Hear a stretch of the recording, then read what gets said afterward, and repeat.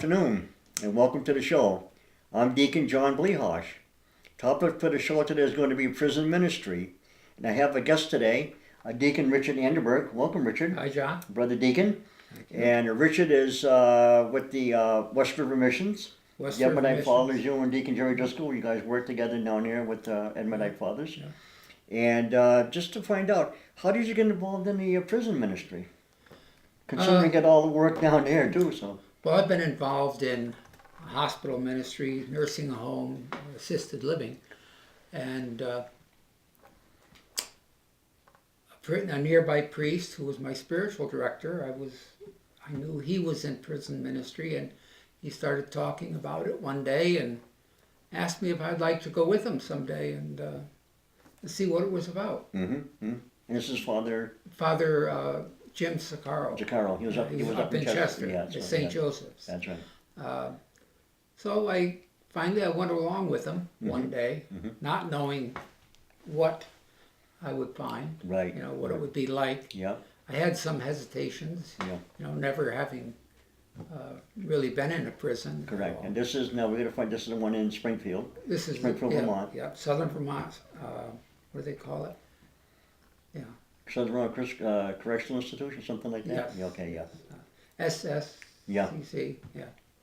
And so I went with him the first time. All the men I encountered and talked with were very nice. Yeah. And one of the things that really overwhelmed me is how appreciative Right. they were that we were there. That's right. That somebody took the time out to visit them. Right. To minister to them. Yeah.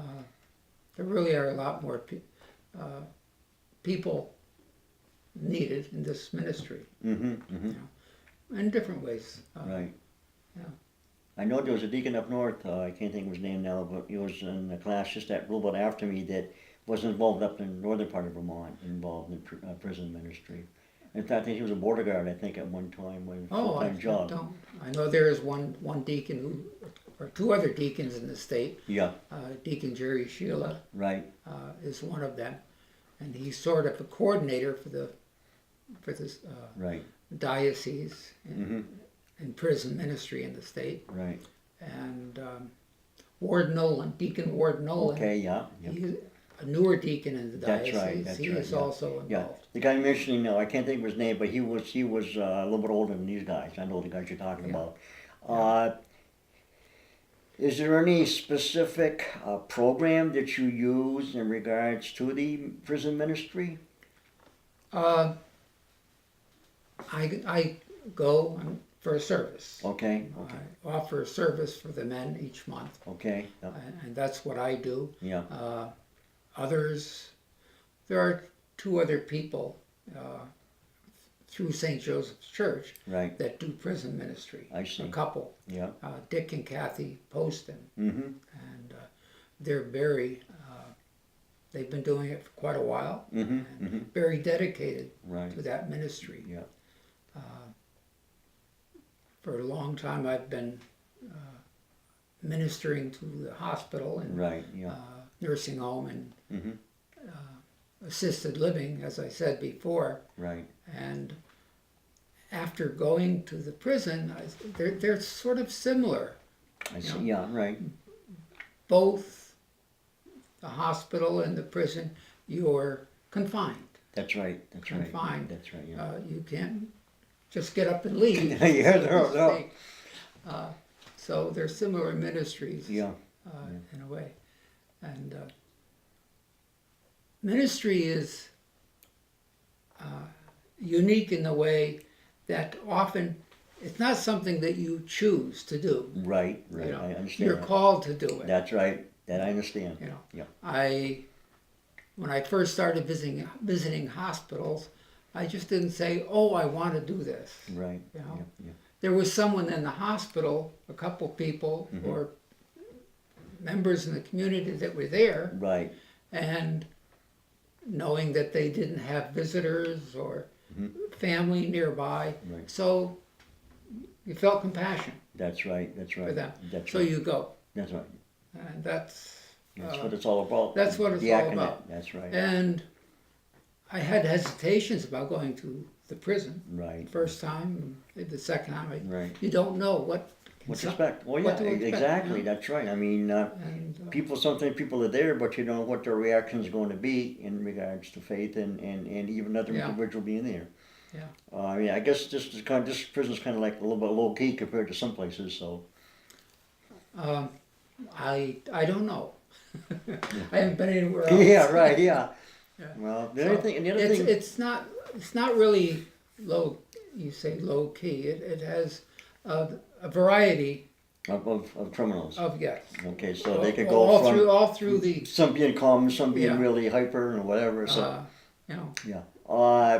Now, in regards to spiritual direction or counseling, do you see anything different that you got to do in regards to this as you would in the other situation, or no? Treat it the same. Okay, as any- treat it the same. Yeah, Yes. Okay. yeah. Yeah. You're ministering to God's children, to Yeah. God's people. That's right. Yeah. And their needs. Yeah. the- Are there Are similar there- to the other yeah. people, like you say, in a hospital or a nursing Same home or as whatever? hospital. So. Now you're from Newfane. New thing. Okay, and the hospital you were going to would be what, Grace Cottage? Grace Cottage in Hospital. Townsend? Yeah. Okay, Yes. that's right. Yeah. Okay. And the assisted living in Valley Cares in I Townsend. see. Yeah. Townsend. So. And I used to go to the nursing homes in Brattleboro. I see. At times when they didn't have people ministering there. I see. Right now, last I knew, there were people from Helping St. out, Michael's doing, yeah, that some were from St. Michael's. ministering yeah, right. to them. Yeah. So, Yeah. So in other words, basically, as you're looking at it, this piece of the ministry puzzle kind of fell into place along with everything else that you've been doing, because basically it's almost doing the same thing, only in a different location, yeah. working with different people. Mhm. So Mhm. the tools were there, just a matter of a different Yeah. location, which you're doing. And Yeah. so are there a number of people there that you see the need for doing that? Are they all Catholic, or are they Christian, or what? At the prison? Yeah, Very. it varies. I was there last week, and they were all Catholics. Okay. Yeah. Numbers vary each week, maybe one, Yeah, maybe 15. I see. Lately, the numbers have been down Right. that come to the service. Yeah. And I've had evenings where they were mixed, Catholic I and see. Protestant, Mm-hmm. Okay. and, So and other faiths, and there were times I've been when there were no Catholics. I see. And So so I ministered to What whoever's there. what does the service basically entail? It's a communion service. A communion service. Yeah, Okay. yeah. Fine. And we have a lot of discussion about this scripture readings that we Okay. do. So it's a communion service like outside of Mass, like you would Outside have of if a Mass, deacon held something, if a priest couldn't be there. Right. Basically. Okay. Right. Yeah. Right. With the exception of there's no offertory, no Mhm. consecration, or Yeah. whatever. So yeah. Okay. I know where you're coming from there. Okay. Fine. Yeah. Usually a communion service lasts maybe 20 minutes. That's right. You know. Yeah. These last about an hour because That's right. they like to get into the discussion of the scriptures. Okay. They have Yes. Yeah. questions, Mhm. and so Yeah. we do that. And that's good. That's Yeah. good. That's a good thing. Yes. Yeah. I mean, if they're searching for Yeah. something to help them out or whatever, I mean, probably some of these guys need that peace of mind and that soul searching, and help them out to try to figure out how they can get their life back into where they should be Yeah. from where they've been and like that. So it's good. Like I said before, it'd be nice to have more deacons, just lay people. Right. Yeah. That Well, it's good that this family from Chester is involved, because Yeah. that kind of helps out. and they're retired teachers, so Yeah. that they fit into Yeah. the Bible study and so Good, forth good. real well as far That- as that's good. it's Yeah. good to have teachers that Yeah. will Yeah. go into teaching. Right. Teaching ministry. Teaching Yeah, right. ministry. That's good. Yeah. That's good. Yeah. Yeah, and Uh, there aren't too many. There's a need for more people Right, in the right. state, in the prisons. Does Father Williams from Springfield, is he involved in any way with the prison, or no? No, He's not? Okay. he has his duties are Yeah. Pretty full. He's Pretty pretty full, full. so yeah, he He's can't got get a involved. full Yeah, I plate. know that Yeah. since some of the churches have been closing. I mean, Since- the way they have been. I mean, it's Since unfortunate. Chester closed down. Yeah, And Yeah. so he ministers there now. Yeah. He's administrator there. yeah. So, So- yeah, it's kind of tough. It's tough. It's And tough. he has, he has his health issues. His health issues too, right? That's right. Also. We're lucky to have him there because it'd be really tough if they didn't have somebody there. I mean, God, it's dwindling down. Anybody from Springfield, St. Mary's Church is involved in the ministry over there too, along with the Chester people, or no? No. Okay. No. There are some from other churches. Other denominations. Other denominations. Okay. Yeah. Yes. Okay. That, Okay. Well, that's good. That's good. There are people but involved still, in that. more so- are always needed. Yeah. Right. Right. Yeah. Yeah. I mean, if you're a Christian, you're a Christian, and Yeah, so yeah. it kind of helps out. So in that situation, and. Yeah. Well, like I say, it's if those things are there and people have the opportunity to get Mm-hmm. involved in them, and I kind of agree. I mean, I wish that there were more deacons involved in things because I know that it's helped out the church considerably. I know Well, that sometimes it's not, a deacon may want to enter into that ministry, feel pulled into it, right, right, called. yeah, right, And for other reasons, I know maybe your wife is a little uncomfortable with, Yeah. worrying about where you are. And yeah, that's that right. type of Yeah, stuff that would and happen. so forth. Yeah, That- yeah, Things, yeah. the other things happen like Yeah, that. tell them I'm going to go to minister. I'm going to go to the prison to minister, and they're going to say, "Well, you want to come back tonight, or you going to? What's going to happen to you?" But no, anyway, no, that's good. That's a good thing, and There have been times when I have wondered when I was there, when this big Hulk Hogan comes in and you're in the chapel alone with yeah, that's right. all Yeah, these big guys. Yeah. But no, it's yeah, no, we always pray and ask for the Lord's right. guidance. That's right. And protection. I agree. Yeah, right. Sometimes the big guys aren't really the bad guys either. So. No. And It's but if they need help too, so you gotta Yeah. be with them and Yeah. and help them out. So I'm just curious as to whether there's really no set program that is written up or used for prison ministry. It's basically the same guidelines as anything Yeah. else you're involved in. Yeah. That's most yeah. concerned. There are things you have to refrain from doing. Oh yeah. There is the prison sets Yeah, the you open up boundaries. your wallet with all kinds of money and then show them Yeah, that yeah, and they change all the time. Yeah, And there are trainings that come up I see. uh, There are at times. okay, yeah, New things. new guidelines. New guidelines. Yeah, yeah. That you have to follow. Yeah. So it's like anything else today. Oh yeah, you be careful Changing. what you say and Yeah. who you say it to and things like Yeah. that. So you don't want to upset the apple cart.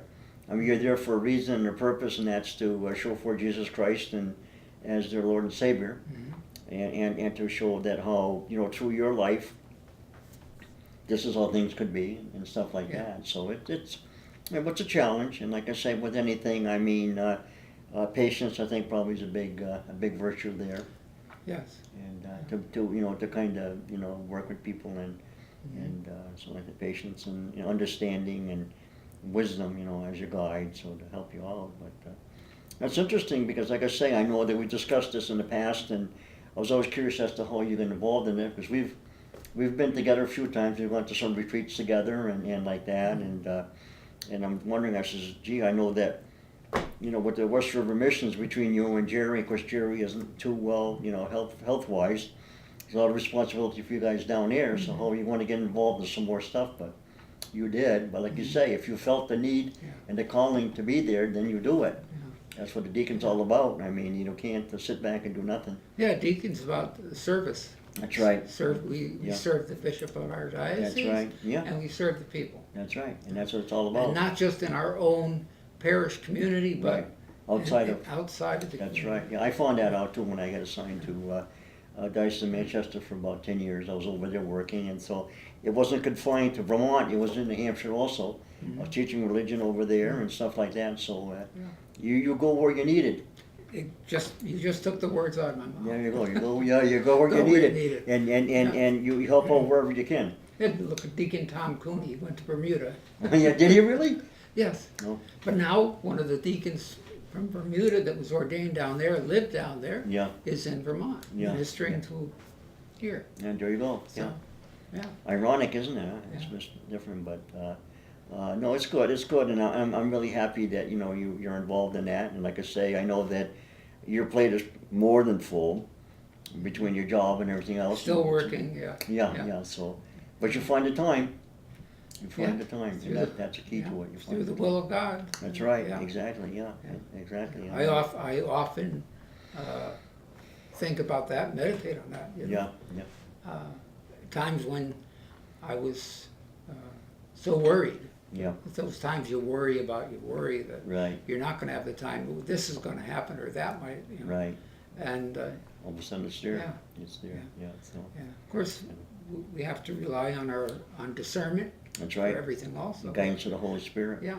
So Yeah. it's amazing because I know that a lot of people have a hard time conceiving of how the Spirit can guide you in your life. Mhm. But if you have it happen to you, there's no question as it can be there. And I know that when I was in the seminary down in Baltimore, and I got involved in the Life in the Spirit program down here, and a number of things happened to me in my life over a period of time that showed me that it wasn't just sheer luck. Something was there that was guiding me, doing certain things in my life that needed to be done, and it wasn't just me. It was something that had power over me Yeah. that Just would, take a would give you the warning, give you the sign, give you the clue, and it's up to you to make the decision as to what you want to do. Yeah. And, that's- take a deep breath and let it go. Let it go. There you go. And Yeah, then- I agree. yeah. I agree. And I know when I was in the hospital that there were times when I really felt down and out, and then talk about power of prayer. Somebody's got to be behind me praying for something, because I know darn well it wasn't only me that was doing it. It was somebody else or something else that was helping me out. So I know that because I never understood depression until I experienced it full hand, and that's what it took, was that something was there. There was So I know Yeah. the guidance. It's amazing that the times that I've gone into a hospital Yeah. or somewhere else, Yeah. and it's just at that what you would say would be a nick of time in Right. a way, Yeah. but at that special moment when there was someone who was just waiting Yeah. to talk to someone, Right. Exactly. someone who was at the edge Right. Right. of Yeah. despair. Right. And Well, there are many opportunities in everybody's lives to show forth their faith. It all depends on how you discern it and how you take it. Mhm. The opportunity is there, no matter who you are, whether you be a layman or a deacon or a priest or whatever. The opportunity is there. The door's always open. Jesus knocks, and here we are. So don't expect it to be always easy. no, it isn't easy. No, I agree.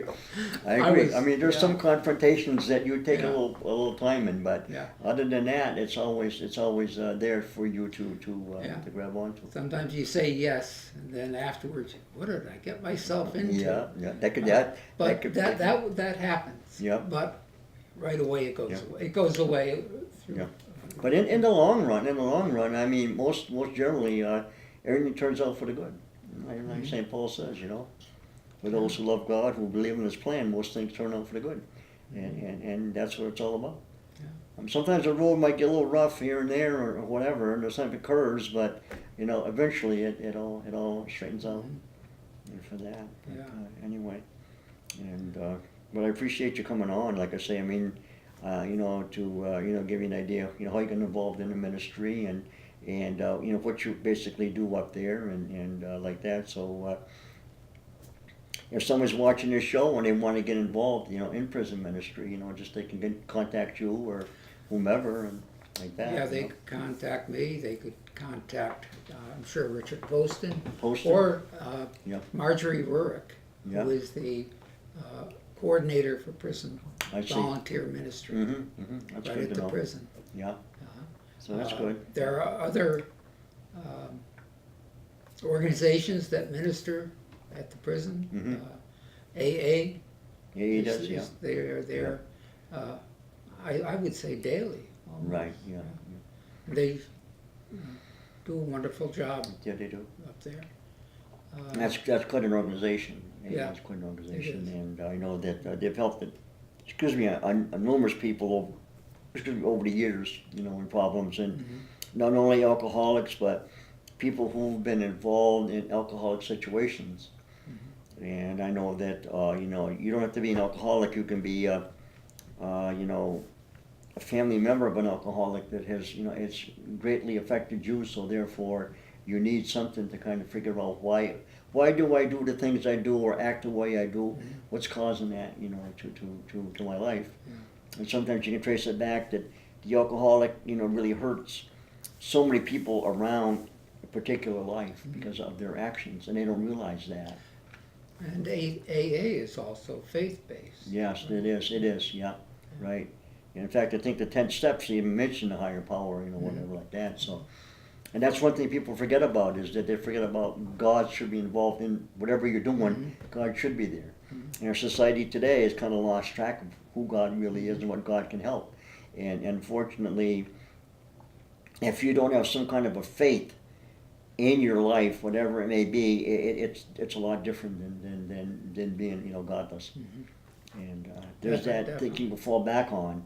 You might not think it helps you, but if you really and truly have found yourself in a situation that you really depended on that, then you'll know where you're coming from. Other than that, it's tough, and like I say, it's just unfortunate that, and too many people's lives today, they just have done away with that. And they've lost track of, where they're coming from. Yeah. I know people that have been going to AA for decades. Right. Yeah. Oh yeah. And they got to have that. So, but I think the number one key is the first person has to admit that they do have a problem. Once they admit they got a problem, then after that point in time, they can, go from there and say, no, here I am. I'm at this level. How do I get out of it? Even in life, if we don't know our problems, right? How can we fix ourselves? That's right. Exactly. Yeah. And they got the guides. They got the 10 steps, like I say, to help you out of that situation. Yeah. And but like I say, it's helped numerous people over the years, and sure can be an asset in today's society. That's for sure. Like that. But, what are we doing, Brian? We got 5 minutes, okay. I appreciate you coming on. Yeah. Again, like I say, we've been at this for a few months. I know it's hard to find a schedule, for you. Yes. Next time, if you want to get together, we'll do a show specifically on the your ministry with Jerry's in regards to the Deacon Jerry Driscoll. He was a prison. He went prison as ministry for a while. Was he? Okay, good. He was in that also in Rutland. Yeah. So we can get together again on the Westford Remissions and how you and Jerry help out the Ammonite Fathers. I mean, I know that it's kind of downsized a little bit since the last time I remember it, but like you say, there were 6 parishes at one time and about 5 or 6 priests. There were 3 parishes and 1 priest. Yeah, and the seminary at one time was in Putney. Yeah, right. So anyway, but then again, I really appreciate it, and like I say, that would be a good show in itself. And if we can get Jerry to get around, maybe he can come and the 3 of us could get together. So see how he feels. I know a situation like I got, so I know backs are very tricky, and walking's very tricky and stuff like that. But maybe we can get together, the 3 of us, and do a show on that. But anyway, but again, I appreciate it, Richard. And like I say, it's really great to be able to get together for a while and to talk about that and your ministries and. Hopefully, somebody else will come along and help you out. So, but there's one thing I'd like to say about prison ministry to people who might have opinions on those who are incarcerated. One of the things that people, things I've heard said to me, well, they've done the crime, now they can do the time. Yeah. But yet we have to have compassion. That's right. For our fellow. That's right. Yeah. Man. Right. That we all make mistakes. That's right. We never know what's some in the back of a person's mind. Bigger mistakes than others. Right. Some get caught and some don't. That's right. Yeah. I mean, we don't know what was behind the whole thing that made them do what they did. Yeah. Only God knows that, and that's up to God to judge. I mean, we just take it from there. So. And some have done it in the heat of anger, and that's right. The one time in their life that. Yep. And they get caught for it. Yeah. So. I appreciate you coming on. You're welcome, I John. appreciate that. So, from my audience, next time we meet again, may Almighty God bless you, the Father, the Son, and the Holy Spirit. Amen. Amen.